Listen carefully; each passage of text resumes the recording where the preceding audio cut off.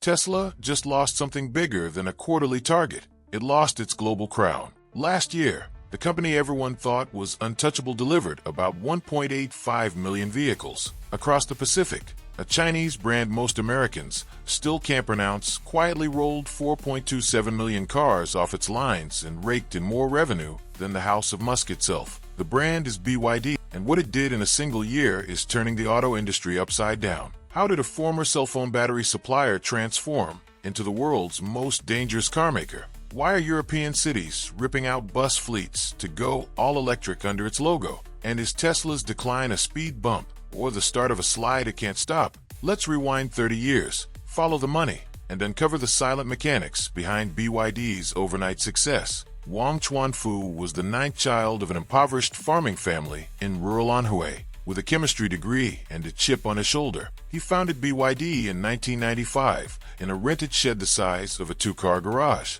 The mission wasn't to make cars. It was to make nickel-cadmium batteries cheaper than anyone else on Earth. Battery margins were razor-thin, so Wang adopted a mantra of build it yourself or pay triple. He smelted his own metal alloys, wound his own cells, even built his own plastic injection molds. That obsession with vertical integration meant BYD never waited for suppliers. Suppliers waited for BYD. By 2000, the company was one of the world's top mobile phone battery vendors. Investors shrugged. Batteries were commodities. But Wang saw the next domino. If you own the battery, you can own the device that uses it. In 2003, he paid roughly $30 million for Qinchuan Automobile, a near-bankrupt state factory. Industry veterans snickered. What could a battery guy know about drivetrains, crash tests, or styling? Wang's answer was brutal efficiency. Strip the supply chain to its bolts, master every component, and iterate faster than the legacy giants could hold a meeting. The groundwork for an empire was laid in silence, but a battery is only as powerful as the chemistry behind it, and BYD was about to rewrite that chemistry. Most electric cars today use nickel-manganese cobalt packs that store lots of energy, but can burst into flame if punctured. BYD bet on an older, cheaper chemistry, lithium iron phosphate LFP. Critics called it outdated. Wang called it inflammable progress. His engineers then flattened the cells into sword-like slabs and stacked them side by side inside the pack. They christened it the Blade Battery. To prove its safety, BYD performed the industry's Mount Everest, the nail penetration test. A steel spike was driven straight through a fully charged blade cell. No smoke, no fire. Surface temperature barely hit 60 degrees Celsius overnight. Fleet managers and regulators took note. Here was a battery that would not turn city buses into rolling bonfires. The real magic, though, is economics. LFP avoids cobalt, an element mined largely in conflict-torn regions, and nickel, whose prices swing like crypto coins. Material cost drops 30 to 40%.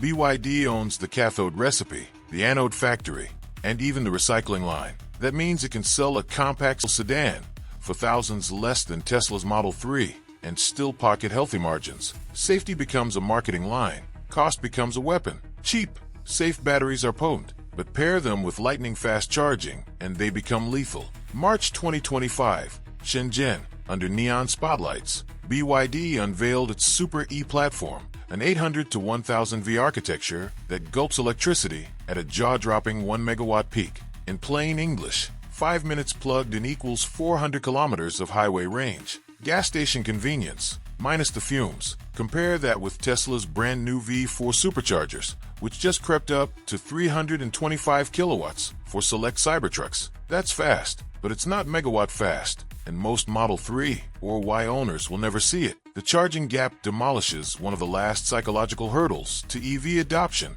waiting. A parent on a school run can juice a Honda sedan in the time it takes to buy a coffee. Crucially, BYD isn't just making cars. It's shipping the chargers, the software, and the load balancing gear as a single turnkey kit. Governments from Thailand to the UAE are signing transit deals because the Chinese company can electrify an entire bus depot without third-party vendors. Each contract locks in parts, service, and data for years. But BYD's most cunning move isn't even electric. It's a hybrid that makes gasoline feel obsolete. The auto industry loves black and white debates, gas versus electric, old versus new. BYD decided to paint in gray. It's Super DM, dual mode. Hybrids run on electrons first and sip fuel only when the battery runs low, or when extra thrust is needed. The latest 1.5-liter Xiaoyun engine boasts a thermal efficiency of 43.04%, topping Toyota's best hybrids, with an updated 46% variant already demo-ready.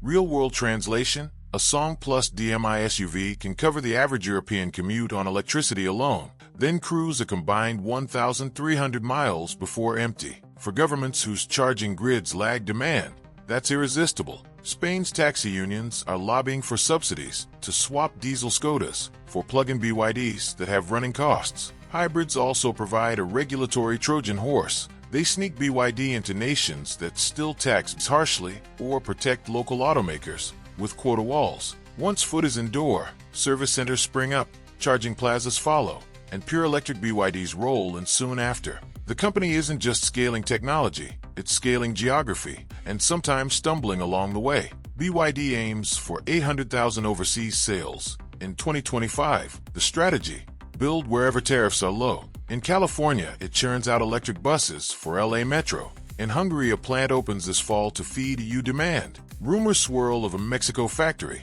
50 miles south of the Texas border, which would slip under USMCA trade rules and bypass Washington's China tariffs. Yet expansion isn't smooth. Europe exposed BYD's blind spots: too few dealers, marketing slogans that translated poorly, and a pure EV lineup in markets still wary of range limits. Reuters reports a full leadership shakeup. Stellantis stars lured with fat paychecks. Hybrids rushed into certification. Dealer count in Germany jumping from 27 to 120. In Brazil, the push turned ugly. A December 2024 labor raid found 163 Chinese workers in slavery-like conditions at a BYD construction site in Bahia. The scandal forced BYD to fire the contractor and promise zero-tolerance reforms, but the optics stung. Western media pounced, reinforcing fears about Chinese labor practices. Despite hiccups, momentum builds. Argus data shows BYD outsold Tesla in Italy and Spain in Q1 2025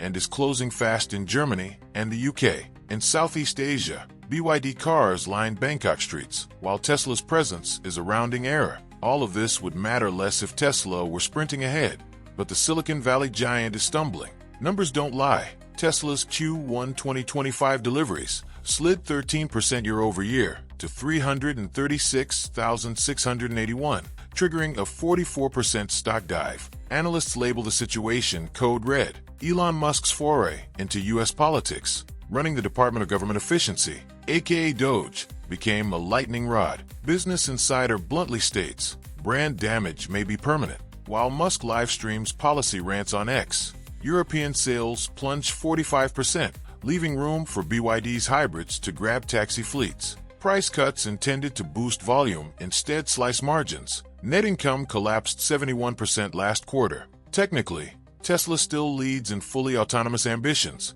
but its $25,000 Model 2 remains vaporware, while Cybertruck delays erode consumer patience. Meanwhile, BYD hammers out Seal's 06 sedans for $13,700 equivalent. No pre-order drama, just keys. Supercharging isn't the mode it once was. A 325 kilowatts ceiling feels quaint against BYD's 1 megawatt rhetoric. Tesla could leapfrog, but needs massive capex, just as margins thin and investors demand focus. So where does the chessboard settle? Let's zoom out. BYD's rise isn't a fluke. It's the compounding interest of 2 decades of vertical integration, ruthless cost control, and geopolitical agility. Its tech lead in safe LFP batteries and flash charging rewrites consumer expectations. Its hybrid bridge strategy steals customers too anxious to go full electric. And its playbook of planting factories inside tariff walls lets it sidestep political backlash. Tesla still owns powerful software, an enviable supercharger footprint in North America,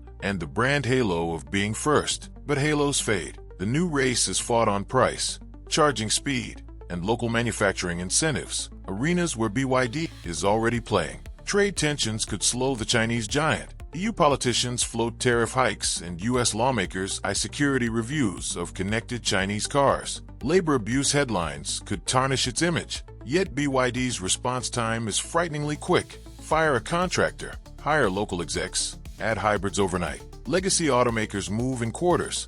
BYD moves in weeks. For Tesla, the path back to dominance requires more than a cheaper model. It demands undivided leadership, a hybrid rethink, or a quantum leap in battery tech that undercuts BYD on cost. Whether that happens is the story investors and drivers will be watching every quarter from here on. So next time someone says Tesla has no real competition, show them the numbers, the 5-minute charge, and the buses already rolling through your city. The silent battery maker from Shenzhen isn't coming. It's here.